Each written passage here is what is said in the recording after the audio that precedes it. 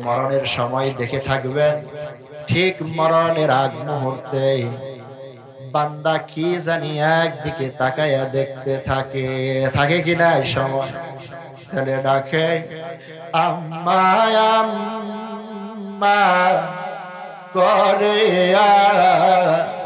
বাগমুদের সারা যাচ্ছেন গবজে চলিয়া। মেয়েও ডাকে আব্বা আব্বা করে বাবা মোদের সারা যাচ্ছেন গবজে চলিয়া। ওই মায়ে চায় না ছেলের গদে ফিরিয়া, বাবা চায় না মেয়ের গদে ফিরিয়া। কি জানি ছায়া দেখতে থাকে, যদি দুনিয়ার জমিনে বেশি বেশি সওয়াবের কাম করতে পারে, আরে তাদের জানকে বের করার জন্য, রিসিপশন করার জন্য একটা না দুইটা না, সূর্যের আলোর নাই 500 সম্মানিত ফেরেশতা চলে আসে। সুবহানাল্লাহ। ফেরেশতাদের লিডার আজরাইল আলাইহিস সালাম আয়েশা ভাষণ দেয়, ও আল্লাহর বান্দা, আল্লাহর বান্দা, তুমি দুনিয়ার জমিনে আল্লাহর হুকুম মোতাবেক জীবন কাটাইছ।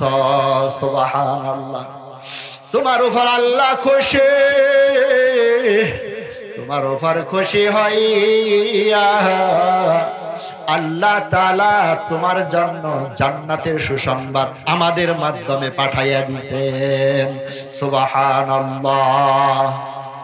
আল্লাহর বান্দারা, কিছু কিছু মানুষ থাকবে আহারে মরণের সময় আজরাইল আলাইহিস সালামের সুসংবাদ শুনেও কেমন জানি ভিতরে ভাই নতুন জগতে যাইতেছে, কি জানি কি হয়। যেমন যখন ভিতরে বিভিন্ন ধরনের ভয় জাগ্রত হয়, আল্লাহ তো অন্তর্যামী আজরাইল আলাইহিস সালামকে বলে দেন, আজরাইল রে, আমার এই বান্দা তোর সুসংবাদ শুনে খুশি হয় না, বান্দারের জন্য আমি কি জান্নাত বানাইছি, ওই জান্নাতটা আমার বান্দার সামনে তুলে ধর। আল্লাহু আকবার। এবার জান্নাতের টুকু বান্দার সামনে তুলে ধরা হবে। বান্দা দেখবে আল্লাহু আকবার, জান্নাতের নাজ নিয়ামত গুলো দেখা যায়। কোন কোন বান্দা পাগল হয়ে যাবে, কেন আমার দেহ থেকে আত্মাটা বের হয় না? কারণ আত্মা বের না হইলে আমি তো আর ওখানে যেতে পারবো না। আল্লাহু আকবার। কোন কোন আল্লাহর বান্দা, আল্লাহর প্রেমিক, আল্লাহর আশিক, তাও যাইতে রাজি হয় না। ফুজাইল ইবনে আস রাহমাতুল্লাহি আলাইহি জীবনের প্রথম শুরুর দিকটা ডাকাত ছিল। রাতের গভীরে বড় বড় সূরা নিয়া রামদা নিয়া বের হইতো, ডাকাতি করতো। দিনের বোঝ আল্লাহ তাআলা তারে দিয়া দিলাই, এখন আর গভীর রাত ডাকাতি করার জন্য বের হয় না। এখন গভীর রাত্রে ঘুম থেকে ওঠে, আহারে আল্লাহর বান্দা সুন্দর কইরা মেসওয়াক করিয়া ওযু করিয়া নামাজ পড়ে, তাহাজ্জুদের নামাজ। সুবহানাল্লাহ। পরিবর্তন হয় কিনা? এবার গভীর রজনীতে ডাকে, তুমি যদি মাফ না করো আল্লাহ আমার, বলো আল্লাহ আমি গোজাব কার ধারে, বলো আল্লাহ আমি গোজাব কার ধারে। ভালো থাকি মন্দ থাকে তবু বান্দা যে তোমার, ভালো থাকি মন্দ থাকে তবু বান্দা যে তোমার, তোমার বান্দা তুমি না যাব কার দরবার। গুনাহের সাগরে ডোবো খাই তবুও তোমার রহমতের দিকে ফিরে ফিরে চাই। আল্লাহু আকবার। এবার শেষ রাইতে উইটা কান্দে আল্লাহ তাআলা ও দুনিয়ার আল্লাহর বান্দা এবং পর্দার আড়ালের বান্দিরা তিতের গুনাহের কারণে আল্লাহর দরবারে কান্দে। আল্লাহ তাআলা মুহূর্তের ভিতরে তার কান্দা কবুল করে জীবনের গুনাহ মাফ করে দেয়। সুবহানাল্লাহ। এরপরেও যারা কাঁদবে বারবার কান্দে, আল্লাহ কয় বান্দা কান্দিস না, আমি তোর অতি জীবনের গুনাহগুলো সওয়াবে পরিণত করে দিলাম। সুবহানাল্লাহ। আমার আল্লাহর টেলিফোন নাম্বার সবাই জানে না, আমার আল্লাহর মোবাইল নাম্বার সবাই জানে না। চোখের জলে করিলে ফোন মালিক না ধরিয়া পারে না। আমার আল্লাহর মোবাইল নাম্বার সবাই জানে না। তাহাজ্জুদে করিলে ফোন, শেষ রাত্রে করিলে ফোন মালিক না ধরিয়া পারে না। আমার আল্লাহর মোবাইল নাম্বার সবাই জানে না। এই ফুজাইল ইবনে আস রাহমাতুল্লাহি আলাইহি মৌতের সময় যখন আসলো, আরে আজরাইল আলাইহিস সালাম সুসংবাদ দিলেন জান্নাতের না। জান্নাত দেইখা তার ভিতরে স্পিরিট আসে না মরণের জন্য। আল্লাহ বললেন, ও আজরাইল, জান্নাতের 2 কপিটা আমার বন্ধুর সামনে তুলে ধর। জান্নাতের 2 কপি যখন দেখছে, আহারে উনি কবিতা আবৃত্তি করতেছে আর চোখের পানিগুলো ফালাইতেছেন, যে কবিতার মর্মার্থ আল্লাহ জীবনে বহু রাত্রি জাগছি রে মালিক, যাই নামাজ পশ্চিম দিকে ফালায়া আমি তো আল্লাহ আল্লাহ আল্লাহ আল্লাহ আল্লাহ নামের জিকির করছি। মালিক গো একবার জান্নাতের জিকির আমি তো করি নাই। মাবুদ আমি তো আপনাকে চাই, আপনি কেন আমাকে জান্নাত দিয়া সান্ত্বনা দিতে চান? সুবহানাল্লাহ। এই কথা যখন বলছে হযরতে ফুজাইল ইবনে আস রাহমাতুল্লাহি আলাইহি, আল্লাহ আজরাইল আলাইহিস সালামকে ডাক দেয়া বলে, আজরাইল জান্নাতের 2 কপি ফিরাইয়া নে, আমার বান্দা জান্নাত দেইখা রাজি হবে না। আল্লাহ যখন নিজের নূরের জালুয়া ছেড়ে দিলেন, আহারে ওই জালুয়ার দ্বারা যখন আবৃত হয়ে গেলেন হযরতে ফুজাইল ইবনে আস রাহমাতুল্লাহি আলাইহি মনের ভিতরে স্পিরিট জাগলো, ওগো আল্লাহ যে আপনার জন্য শত ব্যস্ততার ভিতরে আজান শোনা পাগলের মতো মসজিদে গেছি, আল্লাহ সে আপনি থেকে দূরে থাকা ভালো লাগে না, আপনি আমারে আপনার কাছে নিয়ে আলোন। আল্লাহু আকবার। যে আপনার জন্য রোজা রাখছি গো আল্লাহ, আপনি আমাকে এখন আপনার কাছে নিয়ে আনেন, দূরে ভালো লাগে না। আল্লাহু আকবার। যারা দুনিয়াতে নামাজ পড়বে, রোজা রাখবে, আল্লাহর হুকুম পালন করবে, রাসূলের সুন্নাত তরিকায় চলবে, তাদের মরণের সময় শান্ত না। যে অদৃশ্য মালিকের জন্য এই এত কষ্ট করছি, এখন তো তাদের কাছে তারই কাছে যাইতেছি। আল্লাহু আকবার। মনের ভিতরে শান্তি আলাদা, কথা ঠিক না? আল্লাহর বান্দা যারা দিনের জন্য মেহনত করে, তারা যখন মারা যায় আল্লাহ তাআলা তাদেরকে মরণের সময় সুসংবাদ দেয়। সুবহানাল্লাহ।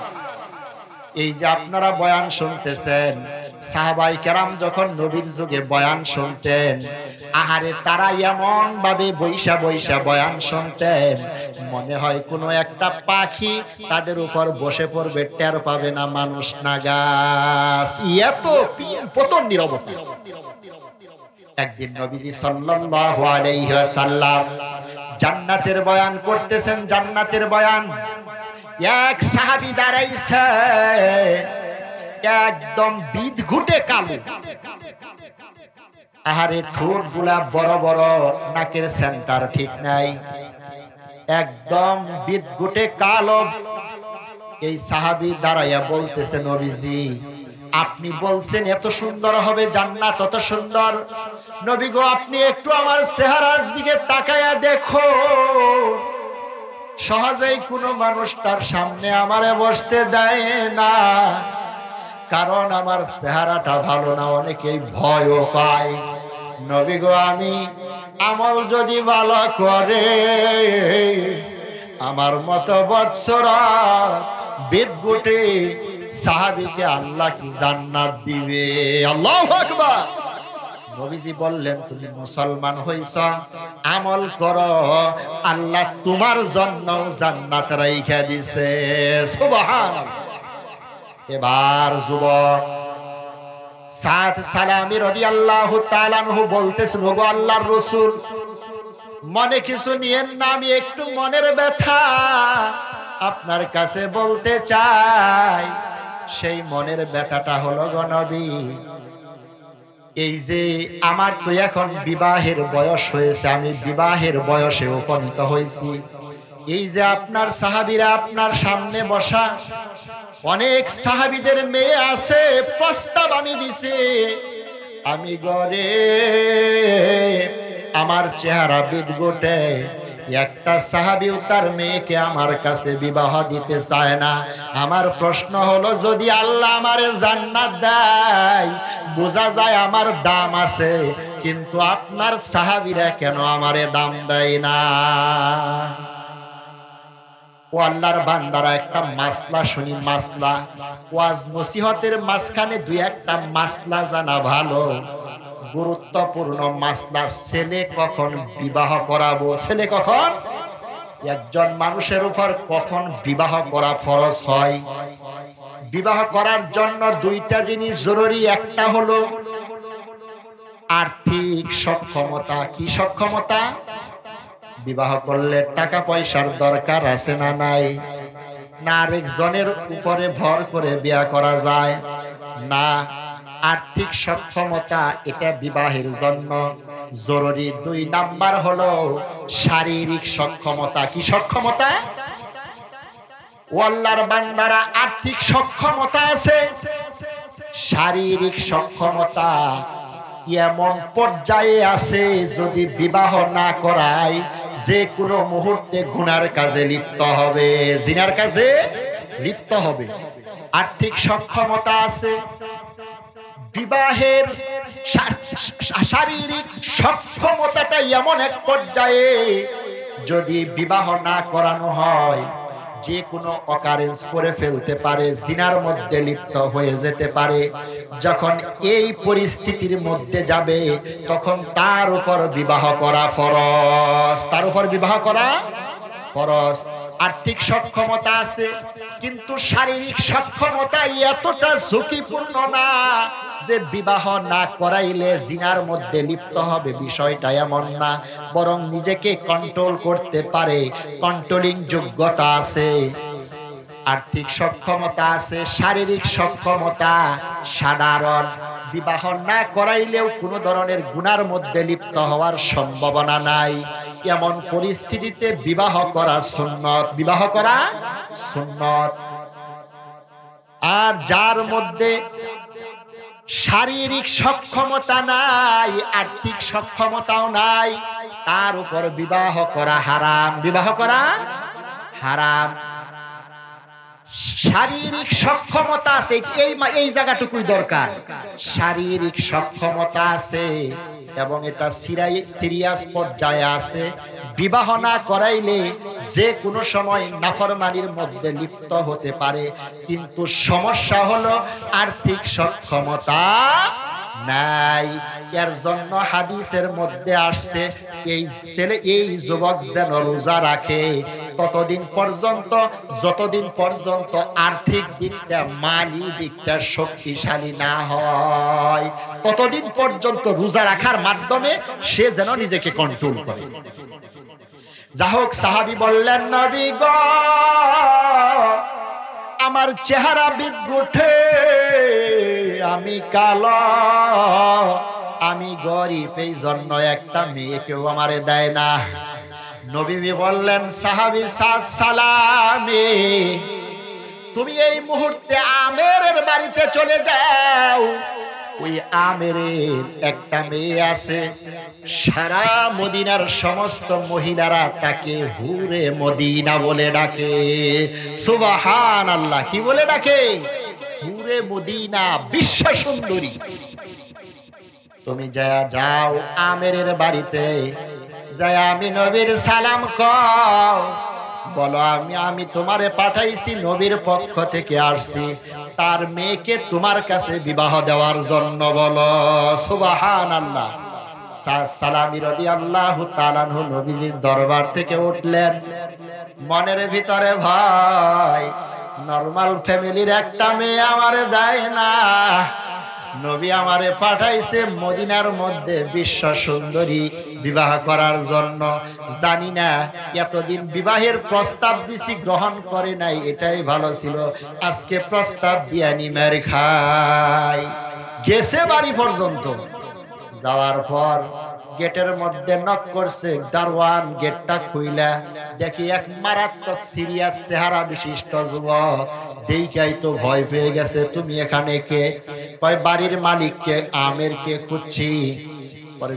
এবার বাড়ির মালিক এসে হাজির, বলতেছে আপনার নাম আমের? হ্যাঁ আমার নাম আমের, নবীজির পক্ষ থেকে আসছে আপনার মেয়ের বিবাহের প্রস্তাব নিয়ে। কয় পাত্রকে? কয় আমি। আল্লাহু আকবার। কথা শুই নাই, আমেরের মাথা নষ্ট হয়ে গেছে।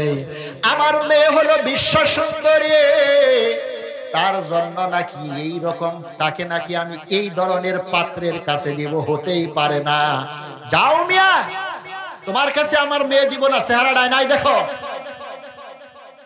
এবার সাদ সালামি চিন্তা করলেন, জায়গা যতটুকু হয়েছে এতটুকু চলবো। আসলে তো আমি আগেই মনে মনে মনে করেছিলাম আমার দ্বারা এগুলা হবে না, আমার কাছে দিবে না। কিন্তু মেয়েদের একটা অভ্যাস হলো, বিবাহের বয়সে যখন উপনীত হয়, নতুন কেউ যদি আসে তাদের মধ্যে কি কথোপকথন হয় তারা গভীর দৃষ্টিতে শুনতে থাকে। এবার মেয়ে বাহির ভিতর থেকে শুনছে, বিবাহের কথা বলল, ছেলেটাকে বাবার ধমক দিয়া তাড়িয়ে দিল। ছেলেটা বলল আমি নবীর পক্ষ থেকে আসছি। এবার মেয়ে জিজ্ঞাসা করতেছে, আব্বা বাহিরে কে আসছিল? আরে মা তোমার জানা দরকার নাই। না আব্বা বলতেই হবে, বাহিরে কে আসছিল? কয় মা তোমার জানা দরকার নাই। না আব্বা আপনি গোপন করবেন না, আমি ওই ছেলের মুখ থেকে শুনেছি নবীজির পক্ষ থেকে আসছি। নবীজির পক্ষ থেকে যিনি আসছেন তিনি কোনো নরমাল ব্যক্তিত্ব হবেন না। এবার কইলা বলে, মারা চেহারা একদম বিদঘটে, তোমার বিবাহের প্রস্তাব নিয়ে আসছে। এবার মেয়ে চোখের পানি ছেড়ে দিয়া বলে, আব্বা আপনি কি জানেন না আমার আপনার নবীর উপর ক্ষণে ক্ষণে জিবরাইল আলাইহিস সালাম আসে, আল্লাহর পক্ষ থেকে আয়াত নাজিল হয়। যে কাম আপনি করলেন গো আব্বা, নবীর পক্ষ থেকে প্রস্তাব নিয়ে আসছিল, তারে আপনি ধমক দিয়া বাড়ি থেকে বের করে দিলেন। আমার মন কয় গো বাবা, আপনার এই আচরণকে কেন্দ্র করে কোরআনে কারিমের আয়াত নাজিল হয়ে যাবে। কিয়ামত পর্যন্ত মানুষরা ওই আয়াত পড়বে আর আপনাকে ভৎসনা করবে। বাবা আপনি রাজি থাকেন আর না থাকেন, আমি রাজি আছি। আল্লাহু আকবার। এবার বাবাকে পাঠিয়ে দিছে, জলদি যান, আয়াত নাজিল হওয়ার আগে। এবার আমের আসছে নবীজি সাল্লাল্লাহু আলাইহি ওয়াসাল্লামের কাছে, যে দেখে ওই মজলিসে সাদ সালামি বসা। আল্লাহু আকবার। সাদ সালামি ওই মজলিসের মধ্যে বসা। নবীজি ডাক দিয়া বলেন, হে আমের আপনি কি আরে পাঠিয়ে দিছেন ফিরত? নবীজি আমি ক্ষমা চাই আপনার কাছে। আমি এই ছেলের জন্য, এই ছেলের কাছে মেয়ে বিবাহের দেওয়ার জন্য, আমি মেয়ে বিবাহ বসার জন্য, আমার মেয়েও রাজি, আমিও রাজি। সুবহানাল্লাহ। আচ্ছা বলুন তো, একজন যুবক যারে কেউ মেয়ে দেয় না, তার বিবাহ হলো বিশ্ব সুন্দরীর কাছে। নবীজি বললেন, এই সাদ সালামি, তোমার কাছে কি পরিমাণ অর্থ আছে মহারানা দেওয়ার মতো, তুমি ওগুলা বের করো। ডাক দিয়া কয়, নবী গো, আমার কাছে মহারানা দেওয়ার মতো কোনো ধরনের মাল নাই। নবী আমার বিভিন্ন সাহাবীদের থেকে কালেকশন করে বললেন, যাও অমুক তারিখে তোমার বাসর ঘর আমি নবী এই মুহূর্তে বিবাহ পড়াইয়া দিলাম। সুবহানাল্লাহ। এবার নির্দিষ্ট দিনের আগে এই সাহাবী টাকা পয়সা নিয়ে বাজারে গেছে, আজকে একটা ভালো বাজার করবে, শাড়ি কিনবে, গহনা কিনবে। ও আল্লাহর বান্দারা, তারা দ্বীনের জন্য কত মোহাব্বত রাখতেন, আল্লাহকে কত ভালোবাসতেন, রাসূলকে কত ভালোবাসতেন, এইটা মূলত বোঝানো উদ্দেশ্য। আপনি বুঝেন যে ছেলের সাথে বিশ্ব সুন্দরীর বিবাহ, আগামীকাল বাসর রাত, আজকে বাজারে গেছে, তার মনের ভিতরে কত শত কল্পনা। বাজারে ঢুকবে, বিভিন্ন জিনিস ক্রয় করবে, এই মুহূর্তে কানের মধ্যে আওয়াজ বেশি আসলো, হাইয়া আলাল জিহাদ, হাইয়া আলাল জিহাদ। হে ইমানদারেরা, কে কোথায় আছো গো? কাফেরেরা দিনকে দুনিয়াতে নিভাইয়া দিতে চায়। নবীজি তাদের বিরুদ্ধে যুদ্ধের ডাক দিয়েছে, জিহাদের জন্য বের হয়ে আসো, বের হয়ে আসো। আল্লাহু আকবার। যেই এই ডাক শুনছে, সাদ সালামি সাথে সাথে দাঁড়াইয়া গেছে। দাঁড়াইয়া চিন্তা করে, আমার চেয়ে উত্তম হাজারো সাহাবী যুদ্ধের ময়দানে যাবে আল্লাহকে রাজি খুশি করার জন্য, যুদ্ধ করবে, রক্তাক্ত হবে, আর আমি বাসর ঘরে থাকব, এটা হতে পারে না। আমার নবী যুদ্ধের ময়দানে গিয়া ক্ষত বিক্ষত হবে, আমার দিনকে নিয়ে কাফেরেরা হোলি খেলা খেলবে, আর আমি বাসর ঘরে থাকব, হতে পারে না, হতে পারে না। আল্লাহু আকবার।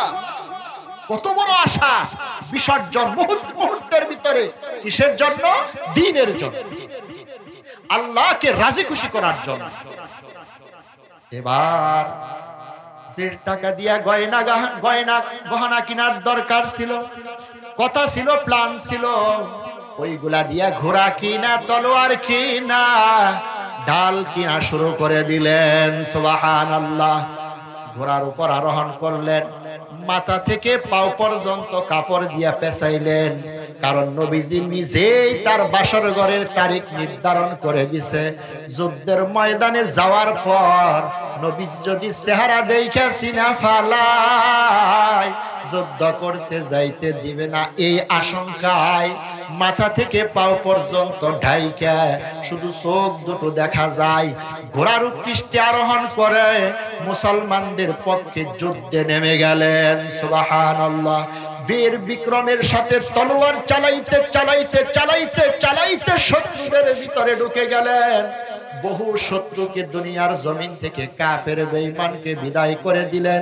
এক পর্যায়ে নিজেও ক্ষত বিক্ষত হয়ে জমিনে পড়ে গেলেন। কিছুক্ষণ পরে যুদ্ধ শেষ হলো। নবীজি ডাক দিলেন, সাহাবীরা, যারা শহীদ হয়েছে তাদের লাশগুলো হাজির করো, যারা আহত হয়ে আছে তাদের লাশগুলো হাজির করো। এবার সাহাবীরা দেখলেন মাথা থেকে পাও পর্যন্ত চোখ ছাড়া কিছু দেখা যায় না। এক বীর বাহাদুর যুদ্ধ করতে করতে মুসলমানের পক্ষে সামনে যাইতেছে, দেখে ওই সাহাবী মাটির মধ্যে পড়ে আছে আহত অবস্থায়, এখনো পর্যন্ত জান যায় নাই, তবে কিছু কিছু বাকি আছে। ধরাধরি করে নবীজির কাছে আনলেন। নবীজি চিন্তা করলেন, এই লাশটা কার রে? মাথা থেকে পাও পর্যন্ত ঢাকা, কিছু দেখা যায় না। লাশের মাথাটা নবীর কোলের উপরে শোয়াইলেন, নবীর উরুর উপর মাথাটা রাখলেন, কাপড়টা টান দিয়া খইলা দেখে সাহাবী কেউ না, এইটা হলো সাদ সালামি রাদিয়াল্লাহু তাআলা আনহু, যার বিবাহ নবীজি নিজেই ঠিক করে দিয়েছেন। সুবহানাল্লাহ। নবীজি সাদ রাদিয়াল্লাহু তাআলা আনহুর দিকে তাকায়া তাকায়া কাঁদেন, সাদরে কি ভালোই তুমি আল্লাহকে ভালোবাসলা, কি ভালো তুমি আমি কে নবী নবীকে বাসলা, বাসর ঘর সারে তুমি আজকে এই যুদ্ধের ময়দানে আইসা এই অবস্থা। আরে সাদ রাদিয়াল্লাহু তাআলা আনহু নবীর চেহারার দিকে চায়া চায়া চোখের পানি ছাড়ে। নবীজি সাল্লাল্লাহু আলাইহি ওয়াসাল্লাম সাদ রাদিয়াল্লাহু তাআলা আনহুর দিকে তাকায়া তাকায়া চোখের পানি ছাড়ে। এরই মধ্যে সাদ রাদিয়াল্লাহু তাআলা আনহু দুনিয়া থেকে বিদায় হয়ে গেলেন। আল্লাহু আকবার। দুনিয়া থেকে বিদায় হয়ে গেলেন। নবীজি সাল্লাল্লাহু আলাইহি ওয়াসাল্লাম চোখের পানিগুলো মুছতেছেন, মুছতে মুছতে এক পর্যায়ে যখন মাথা উঁচা করলেন, চেহারাটা যখন উঁচা করলেন, আকাশের দিকে তাকাইলেন, মুহূর্তের ভিতরে আমার আপনার নবী হেসে দিলেন। সুবহানাল্লাহ। সাহাবীরা অবাক যে নবী এক সেকেন্ড পূর্বেও চোখের পানি ছেড়ে সাদের জন্য কান্দে, সেই নবী এক সেকেন্ড পরে আকাশের দিকে তাকায় কেন হাসে? নবী আমার আকাশের দিকে তাকায় হাসতেছেন হাসতেছেন। এক পর্যায়ে নবীজি নিজের চেহারাটা মুহূর্তের ভিতরে একদিকে ফিরাইয়া নিলেন, চেহারাটা রুমাল দিয়া চাপ দিয়া ধরলেন। সাহাবায়ে কেরাম এই অবস্থা পরিবর্তনের কারণ জিজ্ঞাসা করলেন, নবী গো, আমাদের ভিতরে কৌতূহল জাগ্রত হয়, আপনি নিজ দিকে তাকায়া কান্দেন, উপরের দিকে তাকায়া হাসেন, আবার মুখটা ফিরিয়া নিলেন কেন? নবী বলেন, শোনো সাহাবীরা শোনো, আমি নবী যা দেখি তোমরা তা দেখো না। আল্লাহু আকবার। তোমরা তা দেখো না। আমি মূলত সাদের দিকে কাঁদতেছিলাম। আমার একজন সাহাবী আল্লাহকে কতটুকু মহাব্বত করলে, নবীকে কতটুকু মহাব্বত করলে বাসর ঘর ছেড়ে দিয়া এইভাবে যুদ্ধের ময়দানে এসে ক্ষতবিক্ষত হইয়া দুনিয়া থেকে বিদায় নিতে পারে, এই জন্য তার দিকে তাকাইয়া তাকাইয়া মায়ায় ক্রন্দন করতেছিলাম। আমি যখন উপরের দিকে তাকাইলাম, দেখি সাদের জন্য একটা না দুইটা না, জান্নাতের 8টা দরজা খোলা। সুবহানাল্লাহ। লাখো কোটি নাজ নিয়ামত জান্নাতের দরজা দিয়ে আমি দেখলাম। সুবহানাল্লাহ। সাদের জন্য আল্লাহ কত উন্নত জান্নাত বানায়া রাখছে। আমি নবী এইগুলা দেখতেছিলাম আর হাসতেছিলাম। হঠাৎ করে দেখি গো সাহাবীরা ওই জান্নাত থেকে সাদের আত্মাকে রিসিপশন করার জন্য যার পরনাই সুন্দরী হুরিরা বাতাসের গতির চেয়েও গতিবেগ নিয়ে জমিনে নামতেছে। আল্লাহু আকবার। জানকে বের করার জন্য। ও আল্লাহর বান্দারা, যারা আল্লাহর জন্য মসজিদে মেহনত করবে, মাদ্রাসায় মেহনত করবে, নামাজের জন্য মেহনত করবে, দ্বীনের জন্য মেহনত করবে, আল্লাহ তাআলা তাদেরকে দুনিয়াতে জান্নাত দেখায়া দেখায়া নিবে। আল্লাহু আকবার। ও আল্লাহর বান্দারা, এই মরণের আহারে আজ থেকে 100 বছর আগে যারা এই দুনিয়ার জমিনে ছিল, তারা কিন্তু আজকে বেশিরভাগই কবরে চলিয়া গেছে। কথা ঠিক কিনা? তাদের পরবর্তী আমরা আসলাম, তাদের রেখে যাওয়া বাড়িঘর আহারে আমরা দখল করে আসি। আবার এমন একটা সময় আসবে, এই ঘরের জায়গায় ঘর পড়িয়া থাকবে, বাড়ির জায়গায় বাড়ি পড়িয়া থাকবে, দোকানদার থাকবে, কাস্টমার থাকবে।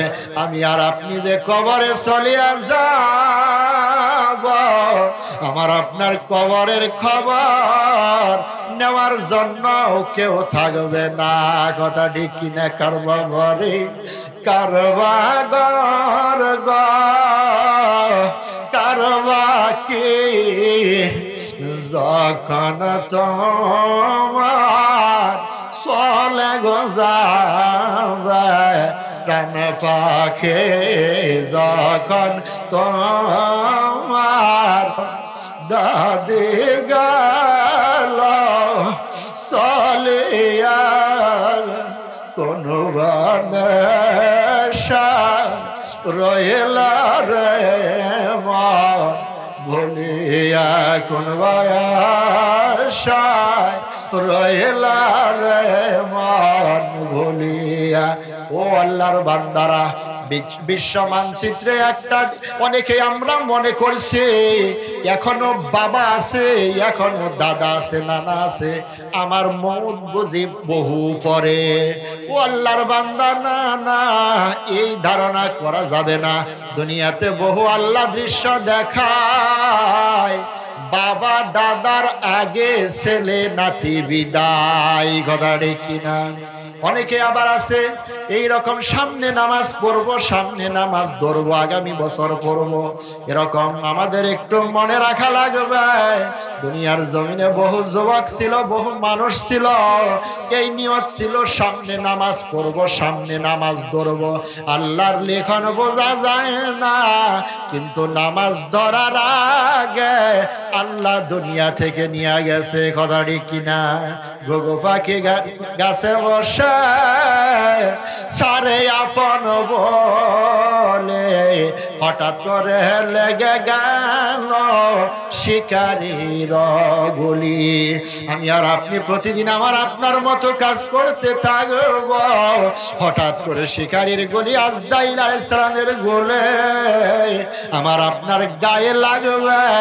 মুহূর্তের ভিতরে বাড়িতে নতুন অনুষ্ঠান, কেউ বা করবে গরম পানি, কেউ বা কাটবে বাঁশ। শুরু হবে কিনা? কেউ বা করবে গরম পানি, কেউ বা কাটবে বাঁশ, কেউ বা আবার গোসাল দিয়া সাজাইবে লাশ, কেউ বা আবার গোসাল দিয়া সাজাইবে লাশ। হ্যাঁ, কেউ বা আবার গোসাল দিয়া সাজাইবে লাশ, কেউ বা করবে গরম পানি, কেউ বা কাটবে বাঁশ, কেউ বা আবার গোসাল দিয়া সাজাইবে লাশ। চির বিদায় দিবে আমায়, চির বিদায় দিবে তোমার, জানাজা পড়ে ও বাড়িওয়ালা নিবে কোথায় তোমার বাড়ি, ও গাড়িওয়ালা নিবে কোথায় তোমার গাড়ি। এই বাড়ি গাড়ি নিয়ে যাওয়া যাবে নাকি? না, বাড়ি গাড়ি নিয়ে যাওয়া যাবে না।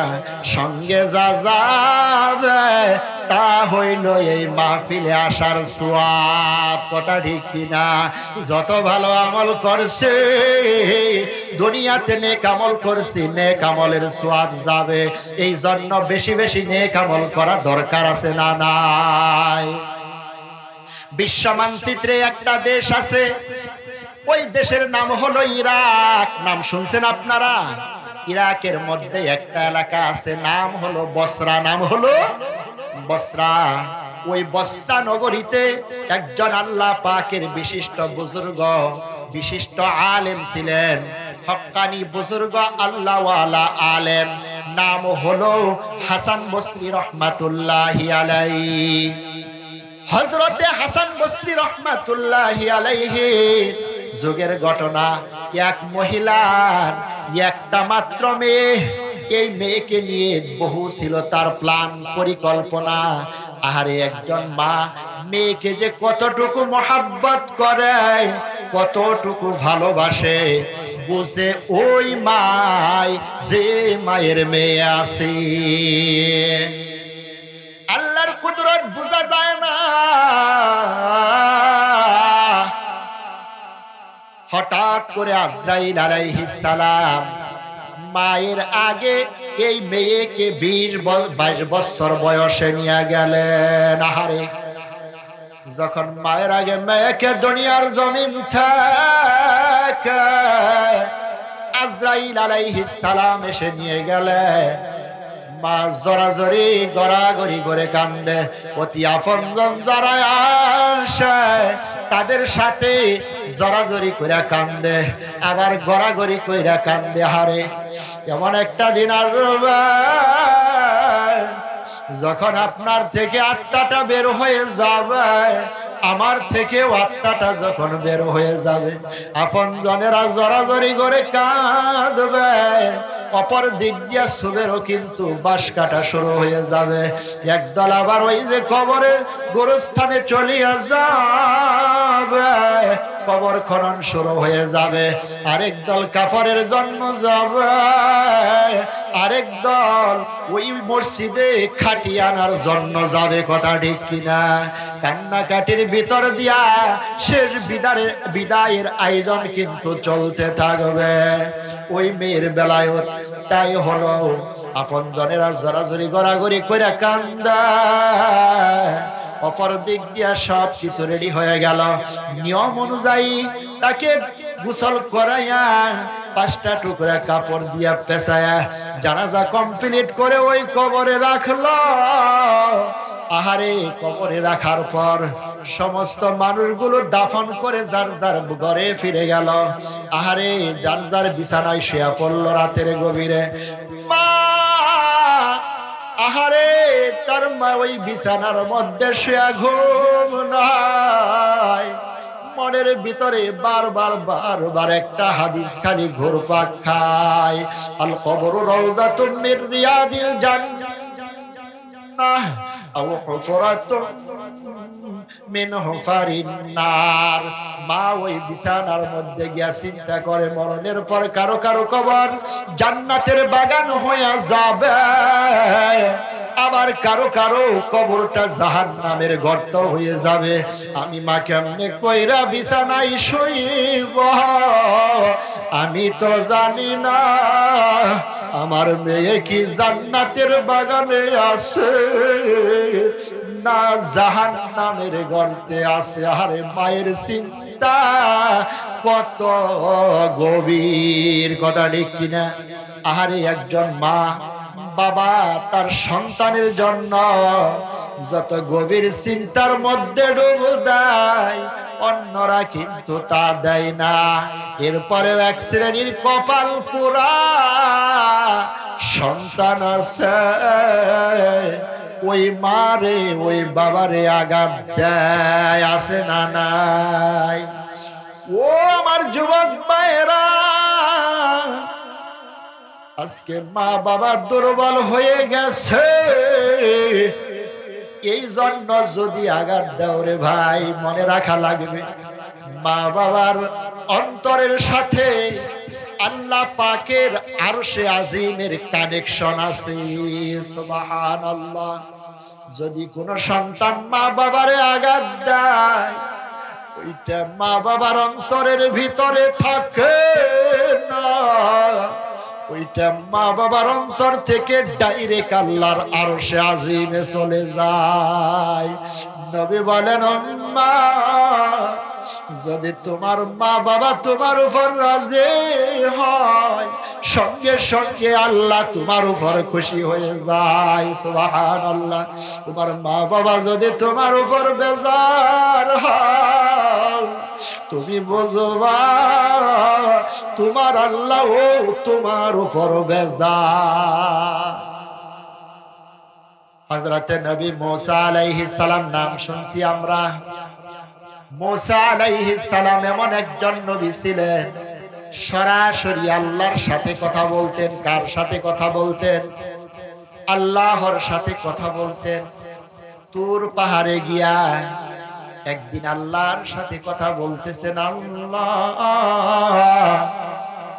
প্রত্যেকটা নবীকে তুমি জান্নাতের মধ্যে একটা সাথী দিবা গো আল্লাহ, বন্ধু দিবা।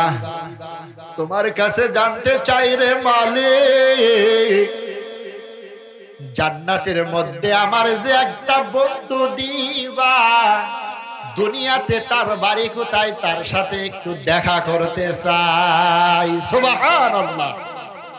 আল্লাহ তাআলা বললেন, হে আমার নবী মুসা আলাইহিস সালাম, অমুক দিন অমুক জায়গায় একটা বাজার হয়, তুমি ওই বাজারে যাইবা, অমুক সাইটে দেখবা গোশত বিক্রির দোকান। এক কসাই, এইরকম জীর্ণ শীর্ণ চেহারাওয়ালা ব্যক্তি, মুখের অবয়ব এইরকম, কাঠিন এইরকম, চেহারাটা এইরকম, গায়ের কালার এইরকম, তুমি ওইখানে যাও, ওই কসাইটা জান্নাতে তোমার সাথী হবে। সুবহানাল্লাহ।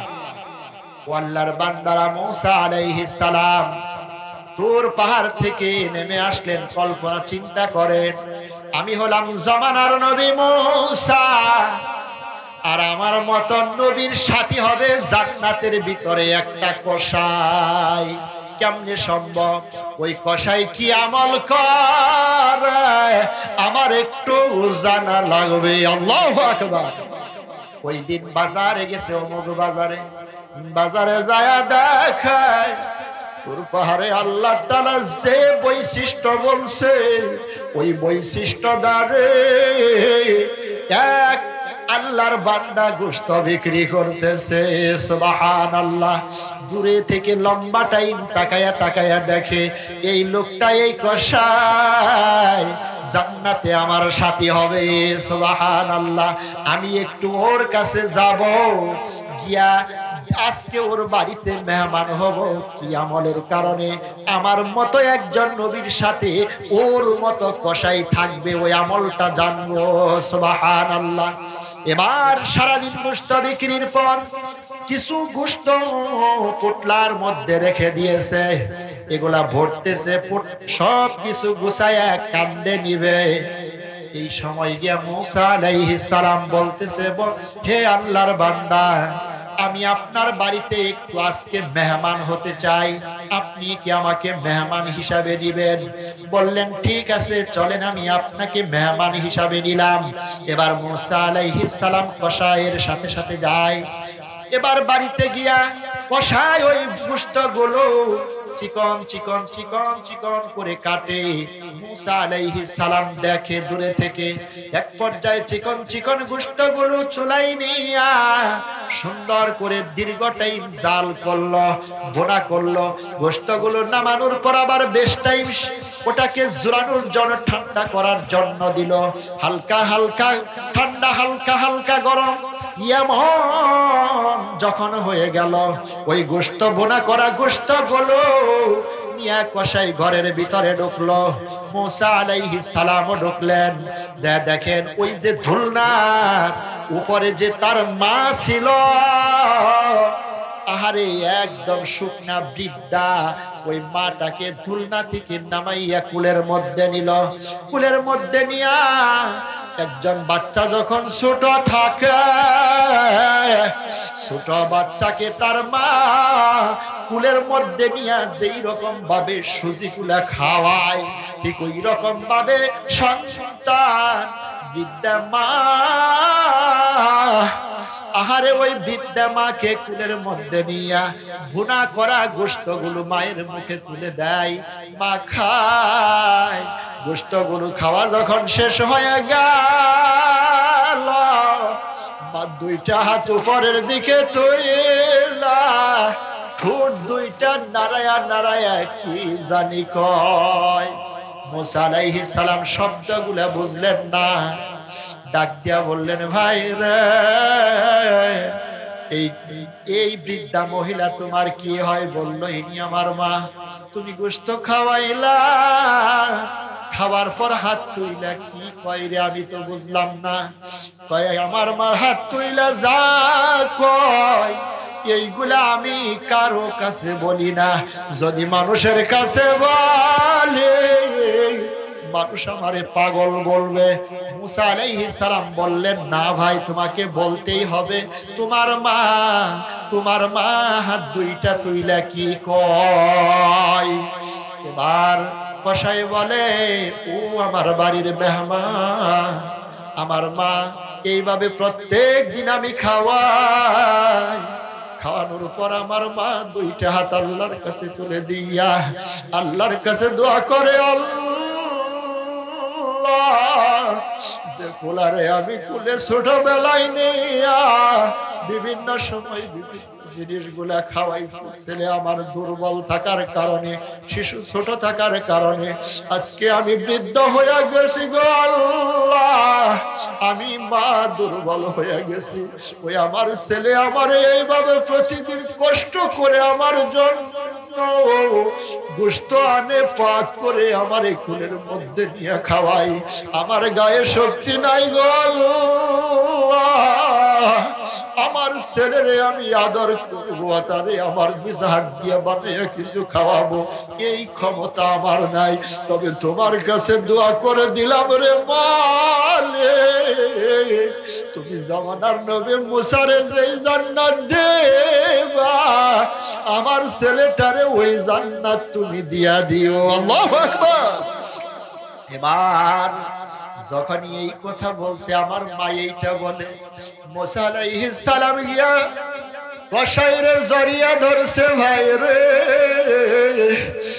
মায়ের দোয়া 100% আল্লাহর দরবারে কবুল হয়ে গেছে। সুবহানাল্লাহ। আমি হইলাম জামানার নবী মুসা,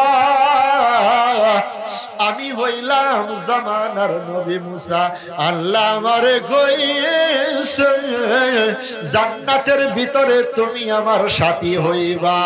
সুবহানাল্লাহ। মায়ের দোয়া লৌহে মমি, মায়ের দোয়ালা